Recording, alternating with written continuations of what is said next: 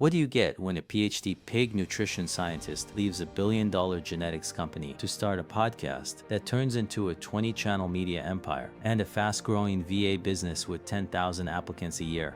A story no one sees coming. Márcio Gonçalves went from formulating diets for 700 pigs on a Boeing aircraft to interviewing the top 100 minds of global livestock and monetizing a niche audience so powerful that just a few hundred listeners control billions in industry spend. Then he did something even wilder. He built a fully remote company across 3 countries, created a recruiting funnel bigger than most tech startups, and turned operational chaos into a culture system that flags problems before they explode. Today, his media network spans swine, poultry, dairy, aquaculture, oncology, and even Ozempic, all run by experts he recruited and trained 1 hour a month.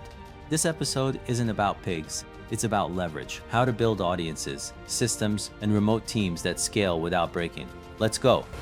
In 2023, our podcast business was struggling. So a few friends from group of entrepreneurs were like, man, have you thought about a VA company? Because your whole team is remote. And I was like, oh, okay, maybe that's a distraction. But then I thought about it, and that ended up to be a great idea. And so we started 2 years ago. It's been a year and a half that I'm focused on it, 80% of my time. And that's how we started on that media company. Despite having 20, 30 people on that team at that time, we had 10,000 people that applied to work on the business. Everybody talks about, oh, you need to have a marketing funnel, but also a recruiting funnel, because I didn't want to become a hostage of a team member. If someone quits, I'm like, okay, we try to retain, but if it doesn't work, 48 hours later, we are ready to go. So that's almost created a VA company without.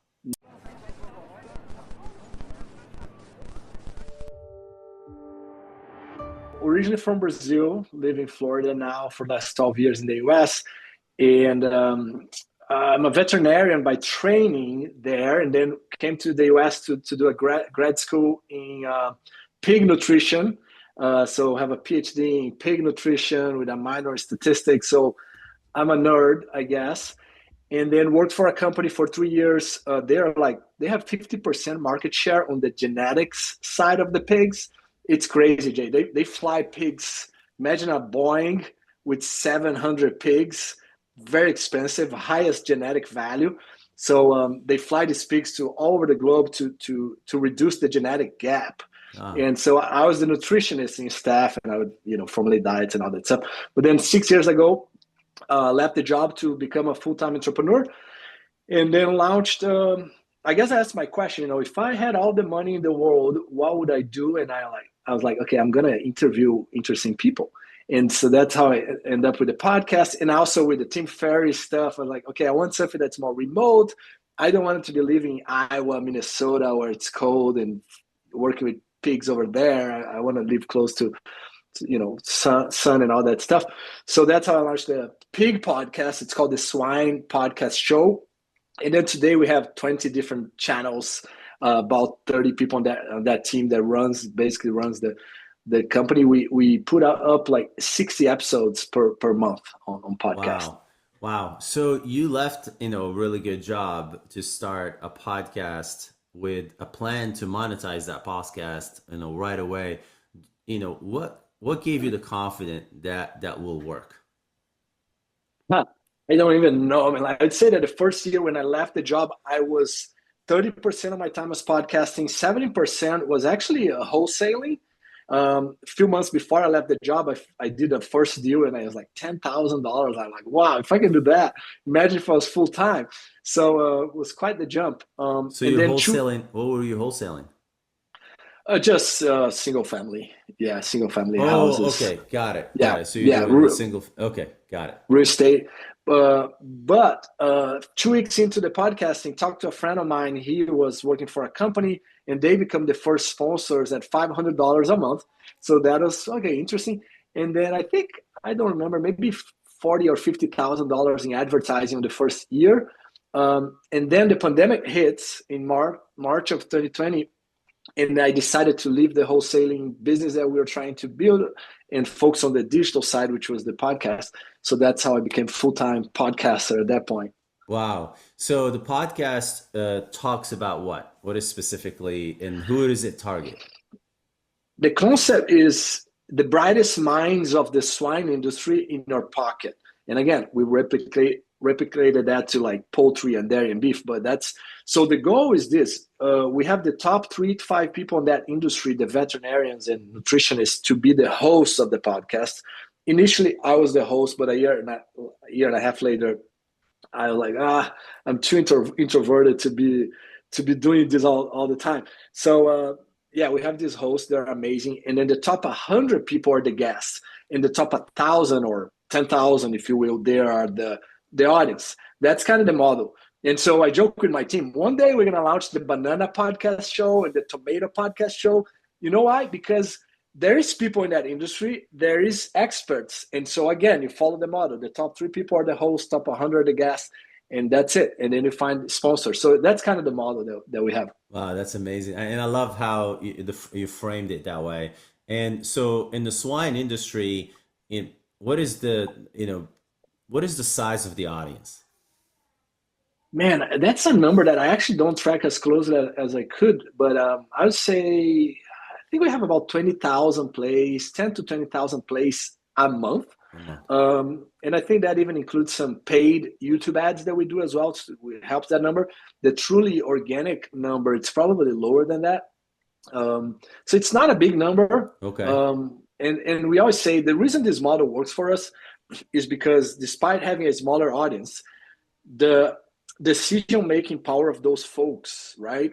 Even if, let's say, if it's a few hundred people, that we always say in the livestock industry, like there's 150, 200 people that dominate the 80% of the decisions on the industry.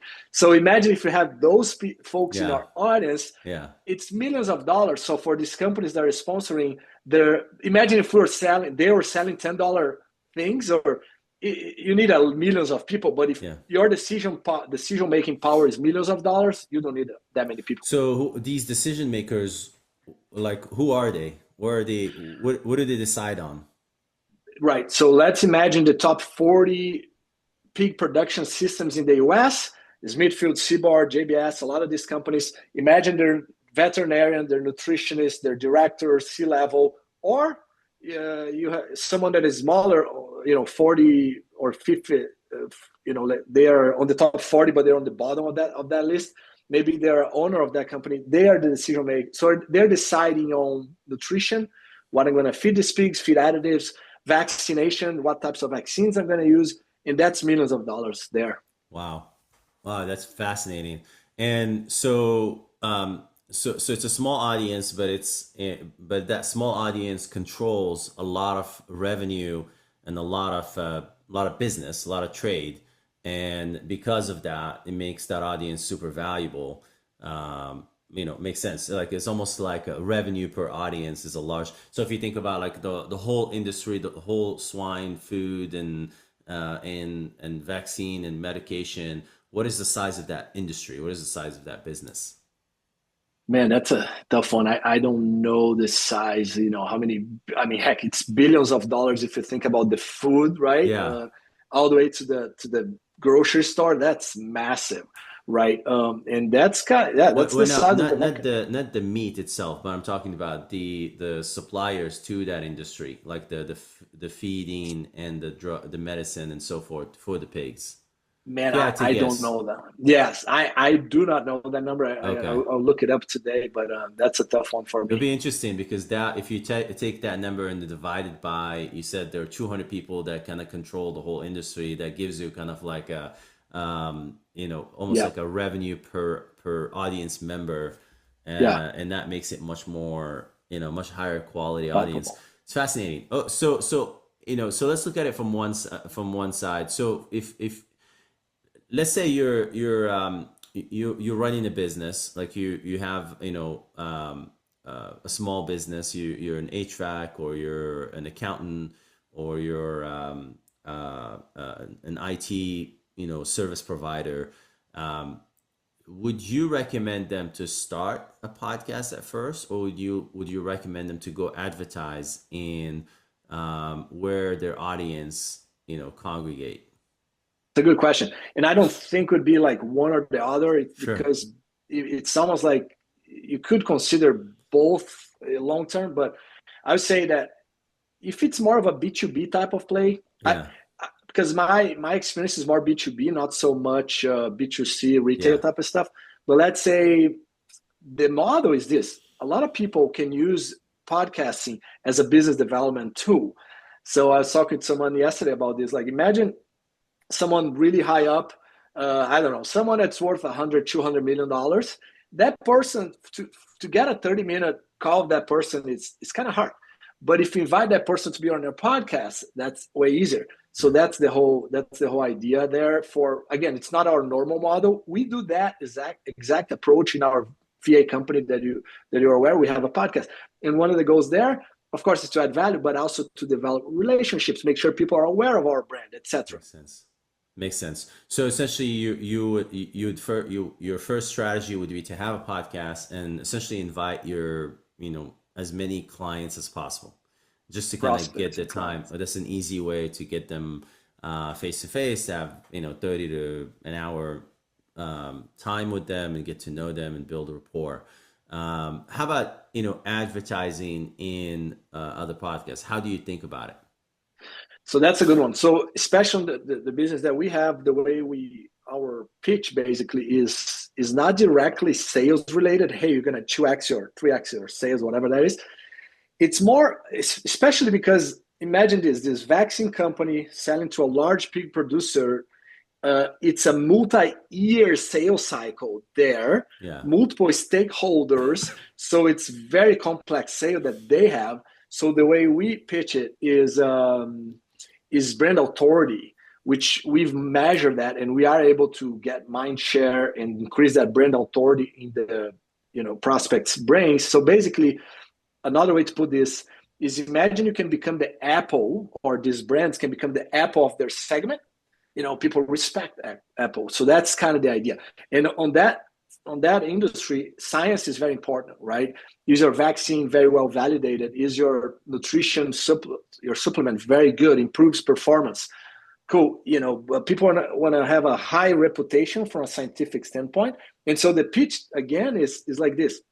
You can have your doctors there among the top people in the globe, and that's how you elevate. So let's say there's a podcast out there, any of the big, Joe Rogan is a good example. If you and I went to Joe Rogan, immediately our reputation would go up. So that's kind of the concept. Makes sense. So how do you said you've measured brand authority. How do you measure that?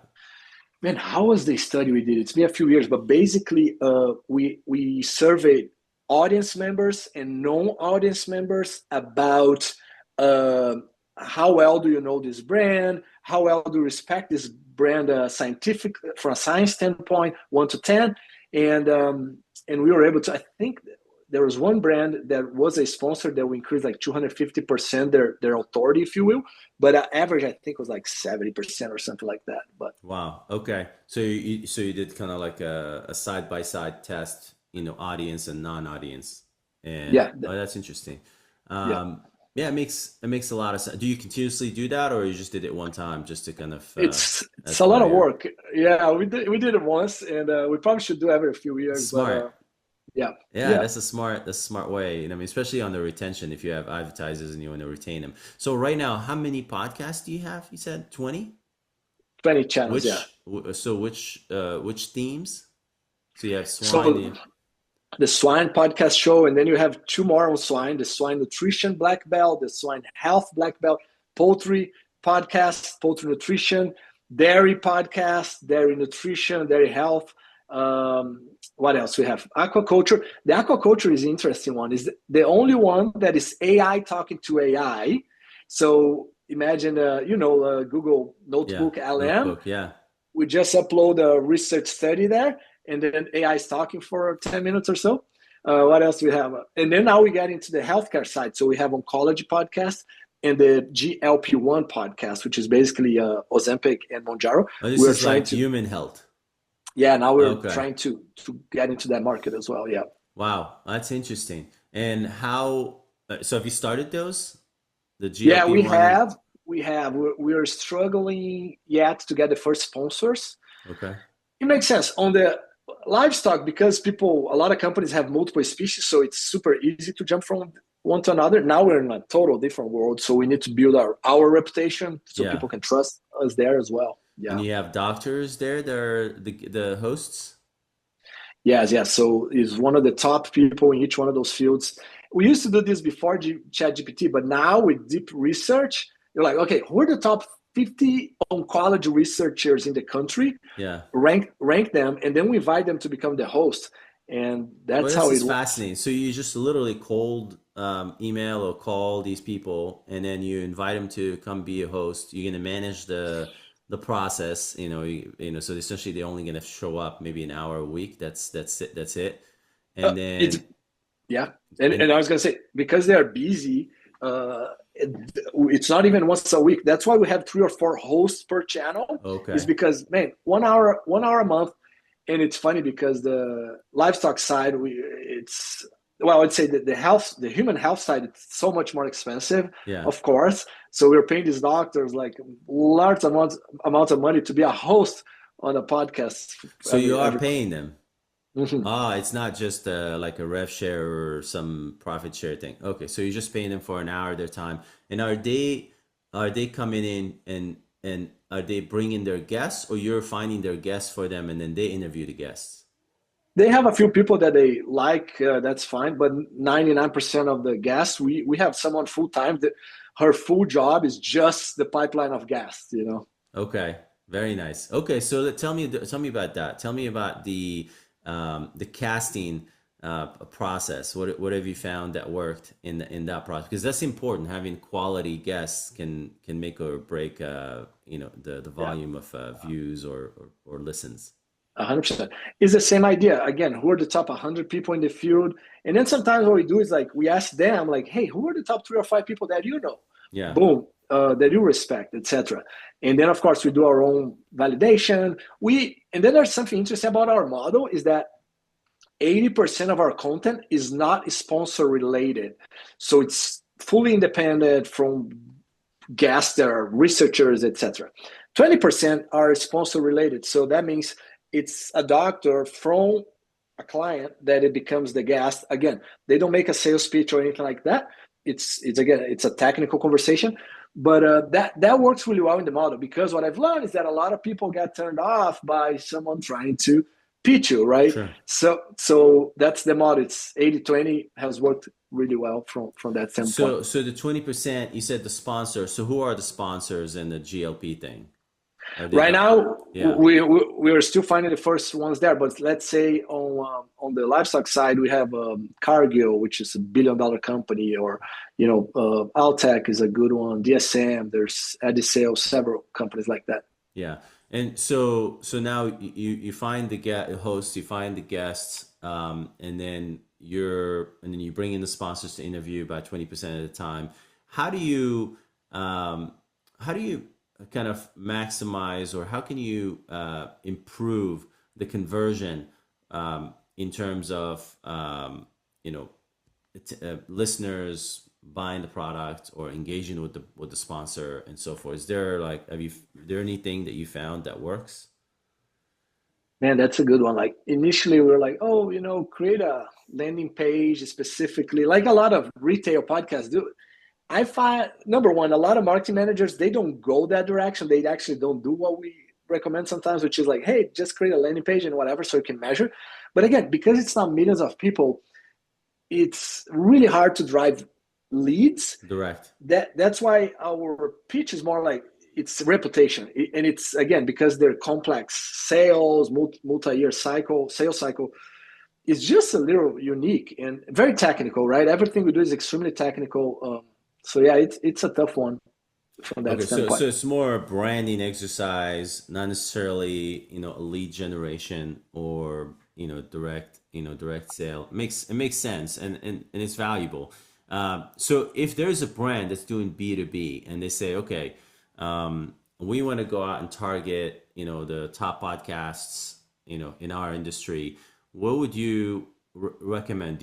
What would be like your strategy? Would you go find the people that speak specifically to that industry, or people that speak, like, for example, if you were to do it for your business, like you have Yeah, a new business VAs. now, you're Yeah. doing VAs, you're how would you go about doing it aside from having your own podcast? That's a great question. Look, I would definitely look at the amount of listeners, great, but also the profile. So that's an interesting one. What's that profile of that audience? Something that we do on our podcast, because it's super hard, as you know, like Spotify or YouTube, they don't give you a whole lot of information. It's age and countries, etc. So what we do a sub sample, and I would, if I was sponsoring someone, I'd like to know that I want a sub sample of our audience that you're gonna either go via email or something like that. In our case, a lot of these large companies, they have a name and domain, so we know that there's 10 people from this large company. And then what we do very manually, we go to LinkedIn and we look at that person's profile. Oh, they're the CEO. Oh, they're the director of production, whatever. And then we manually compile on an Excel spreadsheet. So that's how we do to know, okay, who really is in the audience. Is a subsample, is not the true audience, total audience, but Okay. that's So where do you see the names and emails? Are you asking them to sign up? Yes, that's a good point. So every new episode that we have, we send out an email. Hey, here's the new episode. We have the logos of the sponsors, etc. Click here to the episode.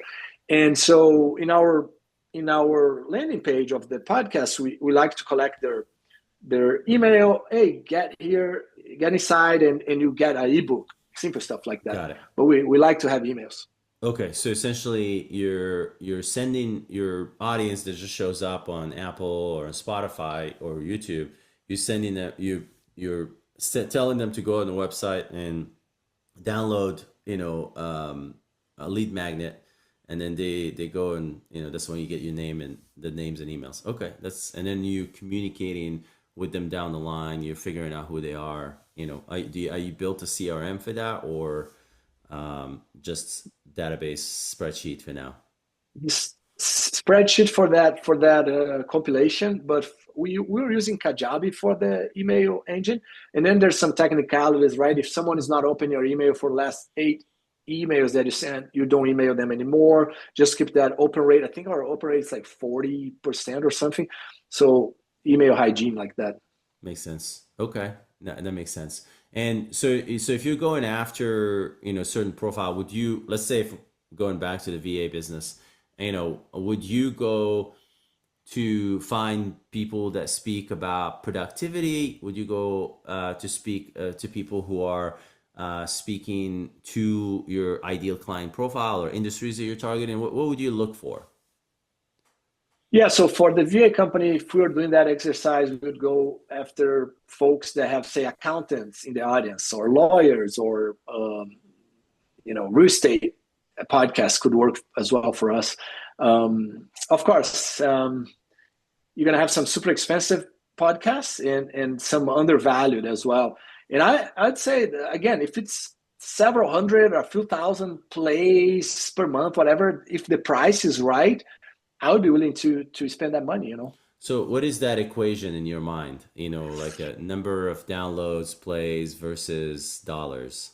Man, that's a tough one. We have a number for us, and our number is pretty high on this. I don't remember off the top of my mind, but it's a lot of dollars per audience member, if you will. But it's because of that dynamic that I explained. Right.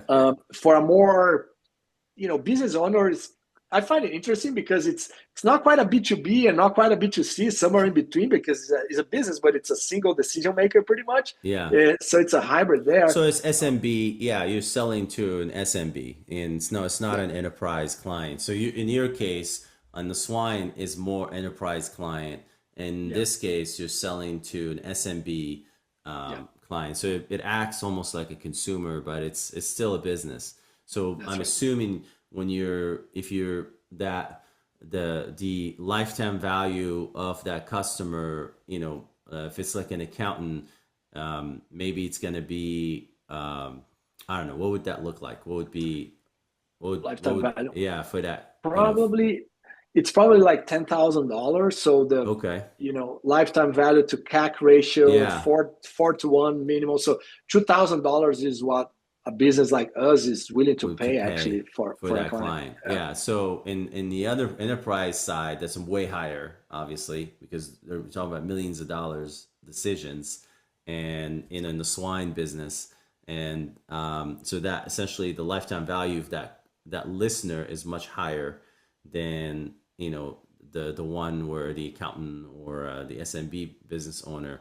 So in that case, so if you have to think about it from from a sponsor and a podcast, because you're not, there might be some direct sale, but it's a lot of it is just branding and identity, and eventually if you brand to them if you outreach to them directly in some other way, they'll recognize you, so it helps with the conversion.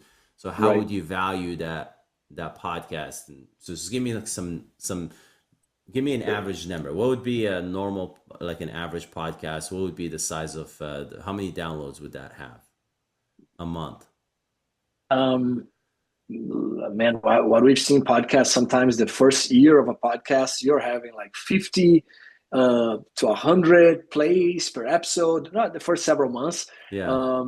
But I'd say what you said about the CAC ratio, right? So what's the cost to acquire a client? I would run a simple, not very scientific experiment, which is like, okay, let's do this engagement here for 3 to 6 months, and if I can get a client in 6 months and my cost is on that ballpark of 2,000, it would be an interesting deal. But that's how I would look at it.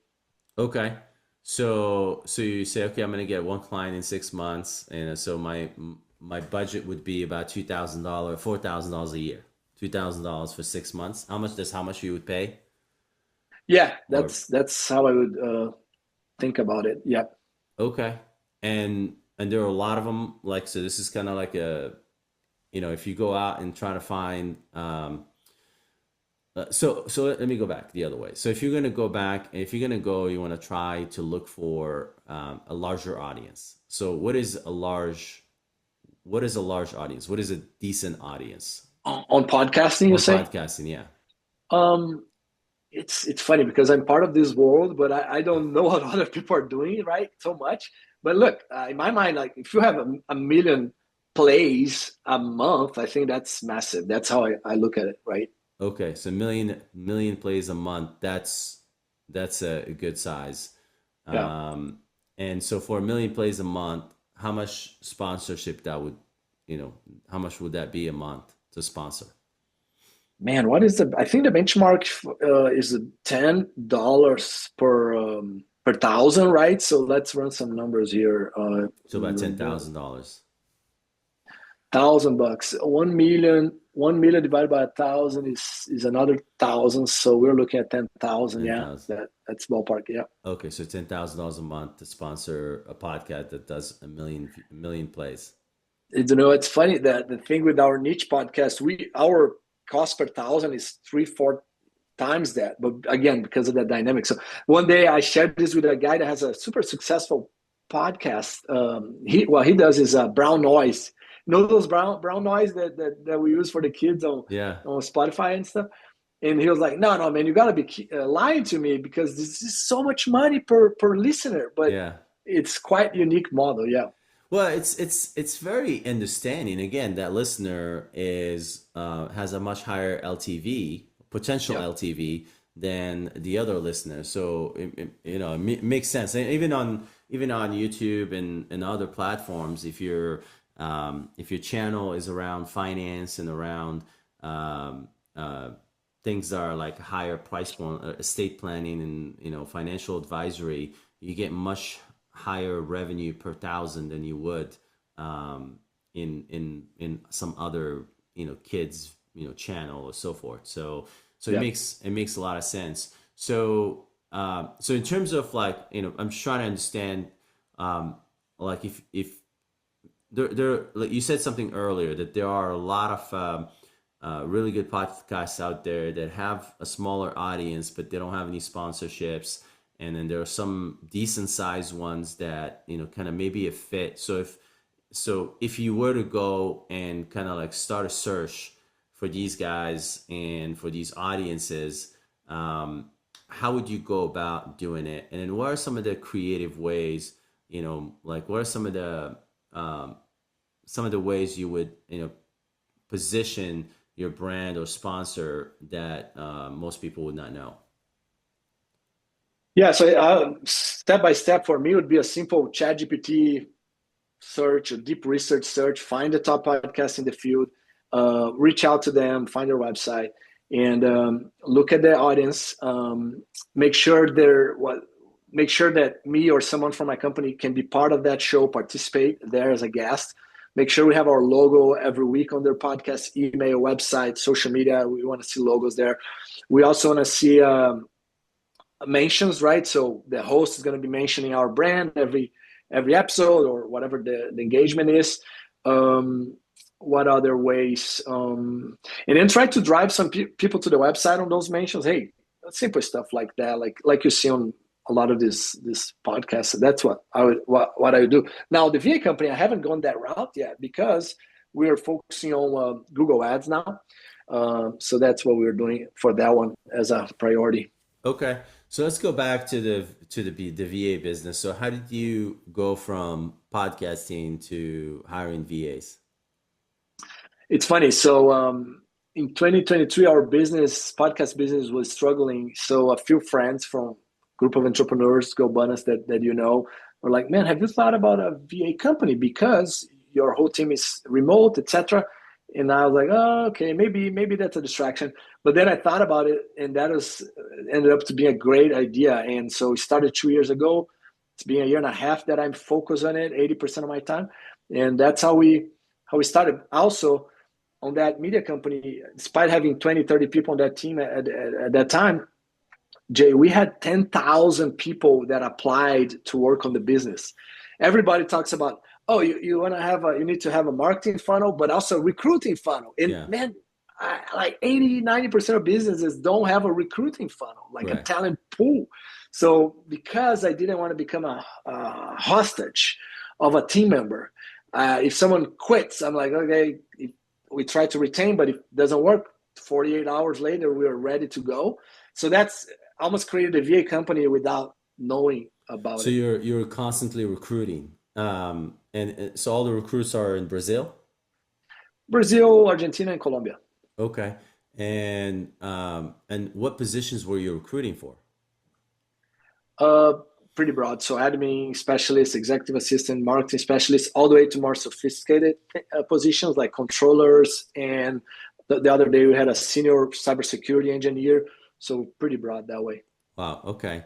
And are you talking about the business, your podcasting business? Okay. No, I'm talking about the VA positions that we have, right? On the podcasting business. Yeah. We have a full org chart, right? So there's the general manager, there's a leadership team, there's all the positions there. Sales team. Got it. Okay. And so you started the VA company. So how did you get started finding clients aside from networking within the communities that you're in? What else have you done to get clients? The networking and the referrals and what I call second, third generation referrals have been 80, 90% of the growth so far. Nice. Of course, that's not very scalable. So that's why we're really focusing on Google Ads starting next month. Okay. To get a more scalable model. Yeah. How many VAs have you gotten, with the referral model? We're about 60, 65 or so. Okay. And then have you had the campaign going for a while now? The ad campaign? The ads, no, we just interviewed a few agencies and we're starting in January. Yeah. Got it. And are you doing just Google or are you doing social as well? We've done Facebook this year. We got a lot of leads, but quality was not there. So Google Ads, the theory is that the intent is much. Yeah. There's a higher intent. Okay. Yeah. Especially if they're focused on the country. And are you doing, is it focused on a function, let's say an administrative assistant, or is it focused on a country, get a VA in Brazil or get a VA? What's the, where are you focusing your ads on? Where, like the clients that come to you, what are they looking for? I'd say Latin America, right? So a lot of things is because of the time zone, right? Okay. So time zone is the big thing compared to the Philippines, and the language similarity. So if someone speaks Spanish, you don't know if they're here in the US or in South America. So that Yeah. works well, for companies. Okay. And so so you built your company remote, right? Yeah. So what is what are the practices, and what is the what are the frameworks to be successful in building a remote culture? I love that question. Yeah, we've been doing remote for the last 6 years since we started. And um, number one, we self-implemented EOS for the last 2.5 years. That was a game changer. And then we started using 90.io.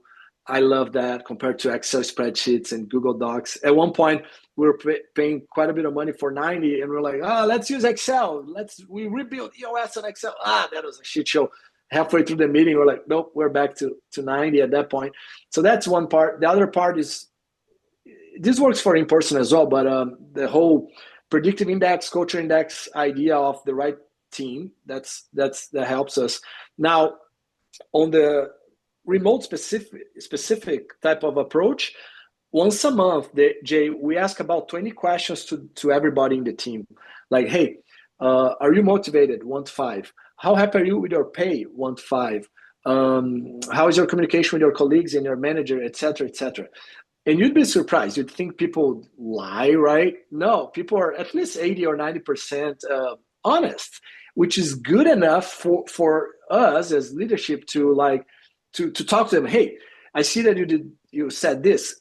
How can I help you? And there's a question there like, what's your workload from 60% to 120%, or how likely are you to recommend our company 1 to 10? And why, and what can we do to help you? So we really read the intake form here, and we act immediately. We talk to so that's a good way, because when you're in the office, it's easy to know what's happening, but remote is being a really good tool. And so you're sending that survey monthly, Monthly, and it's yeah. the So same it's the same survey. same survey. You'd That's think like funny. we're the only crazy company that asks everybody in the company every month, are you happy with your pay? Yeah.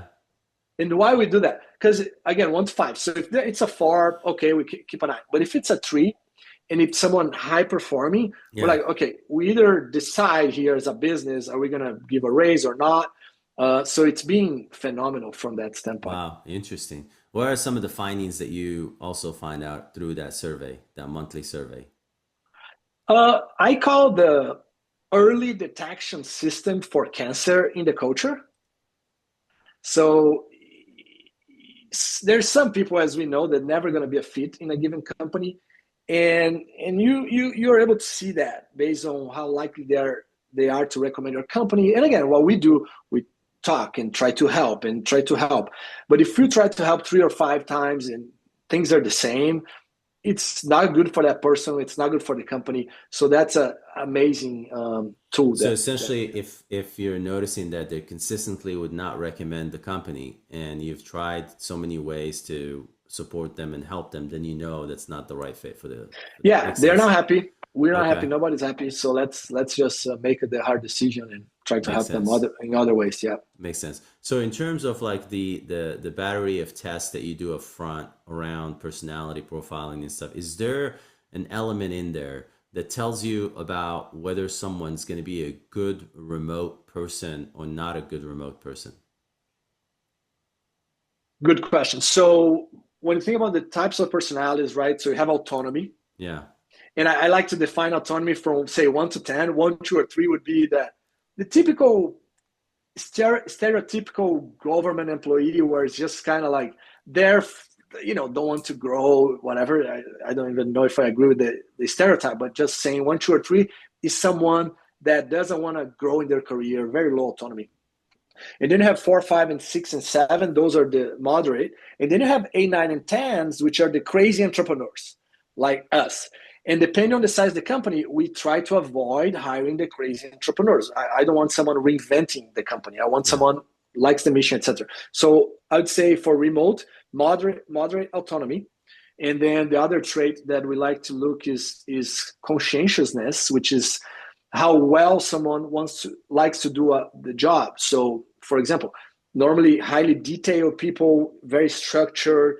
If they said they're going to do something, they will do it. So that's the type of trait that I believe it's super helpful. Is it helpful in remote? Yes, but also helpful in in-person environments. And there's good research saying that there's correlation to job performance. The other thing is cognitive assessment, which also has, it's actually cognitive ability explains 25% of the job success. So we look at those things. Nice. Okay. Yeah, it makes a lot of sense. So in terms of like your clients, in terms of like hiring VAs, what have you found that your best clients, the people that are successful with hiring virtual assistants, do well, to succeed with a remote workforce like that? I mean, especially someone who's not, let's say, they're not from the culture. They're hiring a team of Brazilians or a team of Argentinians, but they're really not Argentinians themselves or Brazilian. What have you found that those people do that make them successful? Yeah, it's a great question. I find that even when there's churn, I'd say that half of the time maybe the VA was not a good fit. Yes, the other half is that the client was not a good fit. So to answer the question, I'd say companies that are disorganized, like they don't have a weekly meeting, they don't. EOS companies would be really good in that scenario because they have metrics, they have quarterly goals, and so my personal philosophy, and I try to share that with clients, but again, we do what the client is looking for, but I always try to share my view, which is I'm more outcome based rather than lack of trust based. Oh, how many minutes did you work and this and that, and let me see your screen. No, people that record other people's screen, nobody has time to look at that from a client standpoint, if you will, right? Of course, Yeah. we as a company, we have those resources, but it's my philosophy is like, look, the 5 dysfunctions of a team, the base of the pyramid is trust. So we like to do outcomes based, so metrics and goals. Are we getting a good ROI? So yeah, I'd say if someone is running on EOS, it's a good metric right there. Nice. So essentially having some type of system, some type of cadence of communication. How about training? How about like you know, coaching, resources? What do you think from that perspective? Yeah, so what we do, we provide some resource, some training for the VA as well. Of course, there's a lot of training that is business specific, and Correct. that the client has to do that. Yeah. What we recommend, we have like the 10 commandments of remote management, and a few things there. One is doing that onboarding or that touch point daily for 2 weeks, and Yeah. then weekly after that. Because we hear sometimes folks that are not managing the VA, right, or don't have a weekly cadence, Yeah. like I said. So that makes it really hard. Yeah. Yeah. And it makes a lot of sense. So how do you, when you're helping your clients, it kind of find out if a VA is a good fit or not? How do you coach them on that? Yeah, so we like to get the personality profile of the client. And that I would say there's some profiles that are more socially driven that like to have a executive assistant, for example, that is more social as well because they like to to socialize, if you will, communicate that way. But I'd say 90% of the clients would need someone that's more reserved, more introvert, more data driven, more analytical, that likes to spend 8 hours in front of the computer without talking to that many people. Um, and um, and then the way we help the clients is we do a onboarding with them. We share the lessons learned. Like, what do you share? How do you share a password? And I like to say, Jay, to everybody that I meet on that topic, that's you when you're delegating, you only gonna get your time back to the degree that you are able to trust people. Simple example. And this is, again, everyone is different, but my view, I share, if I have a new assistant today because there was a turnover or something with my assistant, they have access to my social security, and it's what we call the identity theft kit, basically, which is, and the reason I share that with my assistant is because I don't want to do the thing. I don't want to do the car insurance uh, quotes, Renewal. right? Yeah. So they need my social. Like so again, it's interesting correlation there. The less trust you have, the more you have to do the things that you hate, and your life's going to be miserable. But and again, personally, so far, knock on wood, myself and clients, we haven't had a single problem with someone being a problem from that standpoint. As we scale, that could of course become a big, just a numbers game, but we try to do everything we can to keep that safe. Yeah, and I mean the challenge, I mean, so what do you see the trends there? What are the trends in the remote work, knowing what's happening right now with AI and then the competition. And I mean there's just now more countries with more people looking for remote work, and there are also people here in the US that are like now going down in terms of like there's just more people not that have time to allocate, and they can compete as well. So what have you seen? What are the trends in Yeah, remote work? yeah, it's a good question there. So first, AI. I believe that AI is going to take a lot of the base of the tasks, right? The simple tasks are going to be gone. Great. I also believe that the currency arbitrage, the difference in dollars, right? Different countries, that currency difference, the power of a currency is going to continue, is my theory, for the next several decades. I haven't found a way to that's not the case in my mind, but so what's going to happen? You're going to have higher level. Let me take that back. So is it currency arbitrage, or is it essentially cost of living arbitrage? You're right. It's the cost of living is going to be different, Okay, right? got So it. you're right. Yeah, you explained Okay, better than I could. so someone in Argentina is not gonna need as much to live in, especially in a smaller town away from Buenos Aires, than someone living in Miami. Yeah, that. But again, the same. $100 here. It's a lot of money somewhere Yeah, else, and correct. so it could. But what I'd say, a lot of people don't realize that all over the globe, say Brazil or other countries, there are billion-dollar companies. So if there's a billion-dollar company, there is a CEO of a billion-dollar company. That CEO is 3 times cheaper than a CEO of a billion-dollar company in the US. Makes So sense. my point is I'm taking that to an extreme, but there's a whole spectrum of levels of quality of skills, etc. So I think that's what's going to happen with AI. And then from a market standpoint, there's a lot of VA agencies, all that, but it's a massive market and also a big pain point. It's very painful for business owners. What's the pain part? The pain point is people chaos. They need to delegate basically, and it's very expensive to delegate in the US. So that's kind of the pain point that I mean. Okay, got it. And so essentially, right now the people that are coming to you, your clients, where are they? What is the value proposition? What are they looking for? They're just delegating, some administrative work, or are they looking for more technical talent but at a lower cost? Or are they looking for technical talent that they can retain a little bit longer? Or they're looking for a higher quality talent? And so what are the what is the value prop that's actually you seeing the most, the 80/20? 80/20. Interesting. I'd say the base is very broad, like you said, but 80/20, I'd say that right now we're working with a lot of solopreneurs, a few people in the team. And then Del Martel has a really cool replacement ladder, which the base of that ladder is admin. So the first thing you have to delegate is admin, and then marketing, and then admin, and then delivery, and then marketing, and then sales, and then leadership.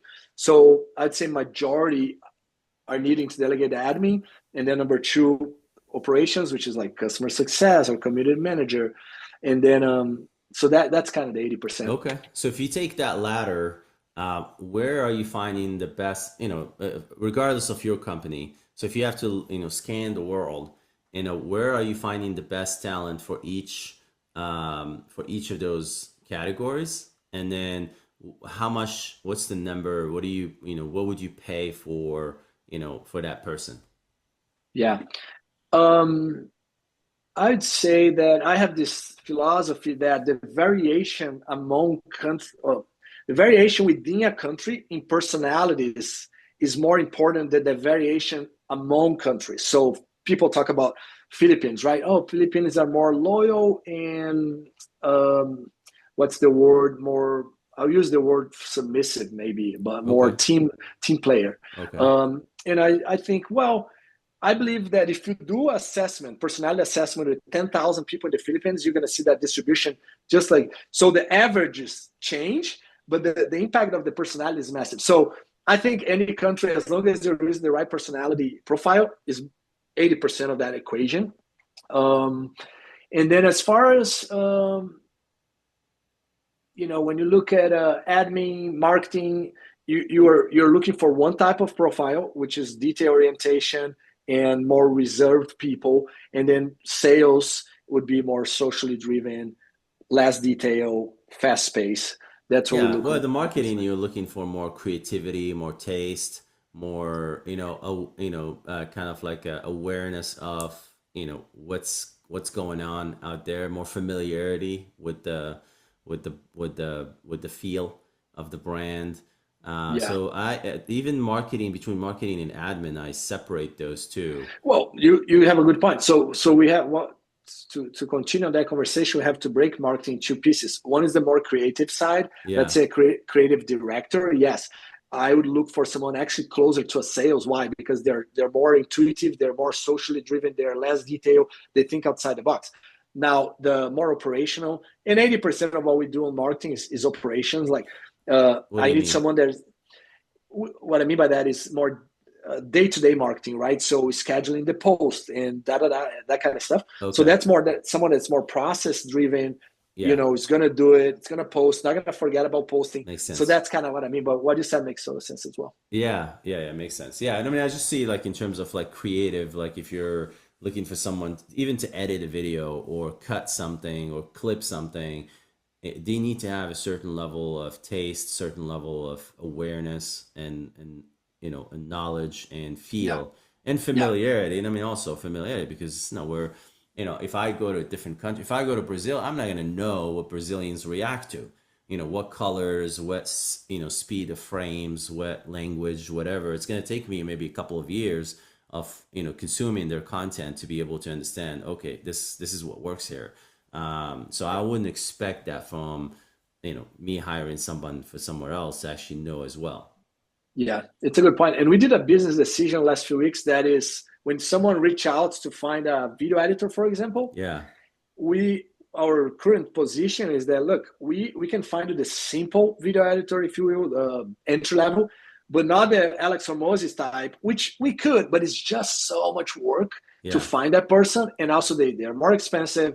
And the other thing is the taste. Everyone has different tastes yeah, on video editing, and a lot of clients sometimes they want someone out of the box. yeah. Anyway, so there's just some misalignment in expectations. So we just decide, look, if you're looking for Alex or Mosey type of edits, Yeah. we're not doing that. We can find an entry level. So we've done that recently. Got it. Okay. So going back to the latter. So you said admin. What country would you go to for admin? Like I said, I think a country is regardless of So it position. doesn't matter. I don't believe it's a big deal. I think it's a smaller How piece of the about equation. how about costs per pound for pound, same caliber cost wise? Where have you seen the best formula? What's the formula? What's the best value?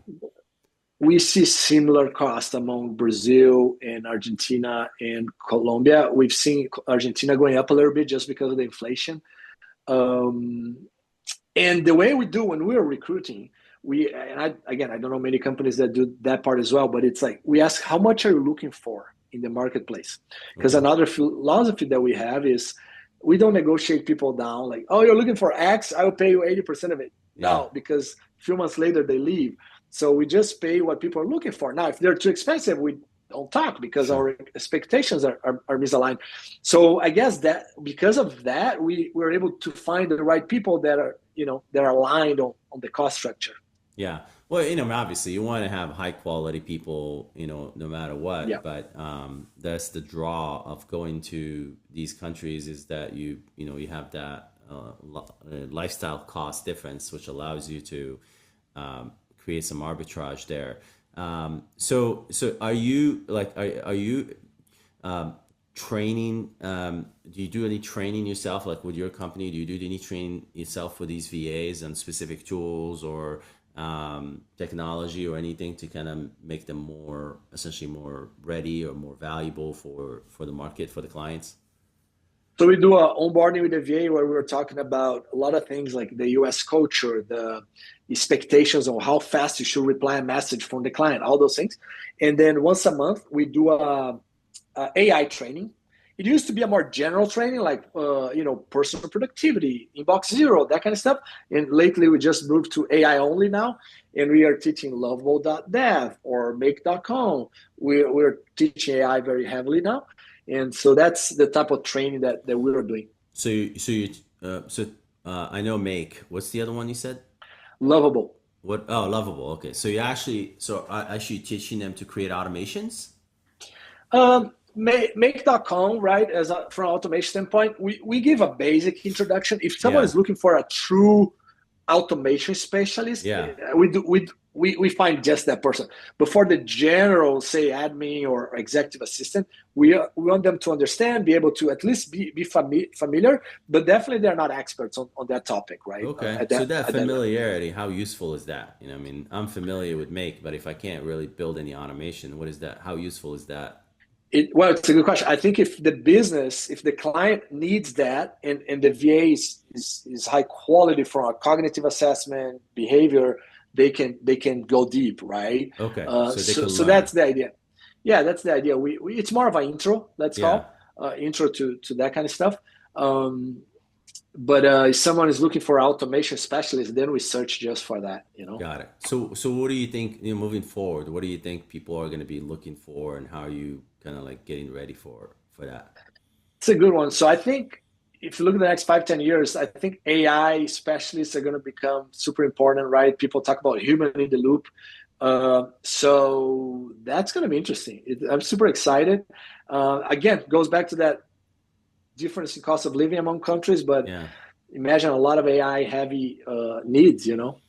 Are you playing with any of the customer service type automations, like voice automations, where just like an automated customer service where you can just upload all the answers and questions and stuff? And have you done any of that? Have you? Man, I spent like 5 or 10 minutes in one of those. I think you sent one of those that but yeah, I haven't done much. Yeah, no, I Okay. think it's gonna be super, super Because I powerful. That see, I can see that super valuable, especially for small businesses. But having a VA that can watch it, that can manage it, that can maintain the context window and so forth, and that can save, if someone has heavy customer service, let's say a plumbing business or an HVAC business, they can cut their number Yeah, of inbound yeah, callers from like 5 to 1. yeah, yeah. I think as we get into Google Ads that I mentioned, increase inbound leads. That's a no brainer. Awesome. Cool. Well, I appreciate it, Marcio. Thank you for taking the time today. We went wide in our conversation like usual. I appreciate it, man. Good talking to you, Jay. Thank you. All right, that was good. Was that too much for you? Thanks, bro. No, it's good, man. Every time I do one of these, I'm like, okay, I don't think I did very well, but No, you're good. You're good. I appreciate You're it. giving me short answers. You gotta start give me like Oh, you long got answers. long I answer. have to drag I have to You drag are stuff out of you. you are right, man. It's personality again. I'm more Yeah. and we have similar. You are a little Yeah. more social than I am, but I'm like Dave Ahammer always give me a hard time because he sends this 2 minute audio and I reply with 4 words. It's like Yeah. Well, it's I funny. think, and I think you probably want to just it's always good to tell stories. I think these what I found, and I should have told you this before, but what I found is that example stories and then numbers. It's interesting. What happened? No, I was just looking at my next call here. All right, me too. Example. Me No, too. no, I no. gotta go. No, no. We'll talk We'll later, but I talk. All appreciate it. right. Have a Thanks, good bro. one. Bye bye. Bye. Bye bye.